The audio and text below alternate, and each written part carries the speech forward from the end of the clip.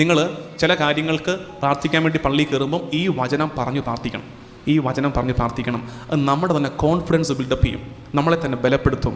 2 ദിനവൃത്താന്തം 7:15 ഇവിടെ നിന്ന് ഉയരുന്ന പ്രാർത്ഥനകളുടെ നേർക്ക് എൻ്റെ കണ്ണും കാതും സദാ ജാഗരൂകമായിരിക്കും. ആ ഉറപ്പ് പോരെ. കർത്താവ് കേട്ടു, കർത്താവ് എൻ്റെ കണ്ണീര് കണ്ടു.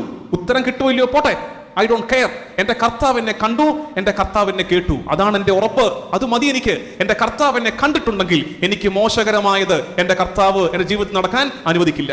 എൻ്റെ കണ്ണീര് എൻ്റെ കർത്താവ് കണ്ടിട്ടുണ്ടെങ്കിൽ എനിക്ക് മോശകരമായത് എൻ്റെ ജീവിതത്തിൽ നടക്കാൻ എൻ്റെ കർത്താവ് അനുവദിക്കില്ല. മതി. അപ്പോൾ പള്ളി കയറുമ്പോഴെല്ലാം നിങ്ങൾ ഇനിയാണെങ്കിലും ഡെയിലി ശീലിച്ചോ, ഈ വാക്യം കാണാപ്പാടം പഠിച്ചോ. ഓരോ തവണയും ദേവാലയത്തിന്റെ മുറ്റം കടന്ന് പടികൾ കയറി ദേവാലയത്തിലേക്ക് കയറുമ്പോഴേ പ്രാർത്ഥിക്കണം, എൻ്റെ ഈശോയെ. ദിനവൃത്താന്തം 2:7-15 ഇവിടെ നിന്നും ഉയരുന്ന പ്രാർത്ഥനകളുടെ നേർക്ക് എൻ്റെ കണ്ണും കാതും സദാ ജാഗരൂകമായിരിക്കും. ആ വചനത്തിൽ വിശ്വസിച്ച് പ്രാർത്ഥിച്ചോണം.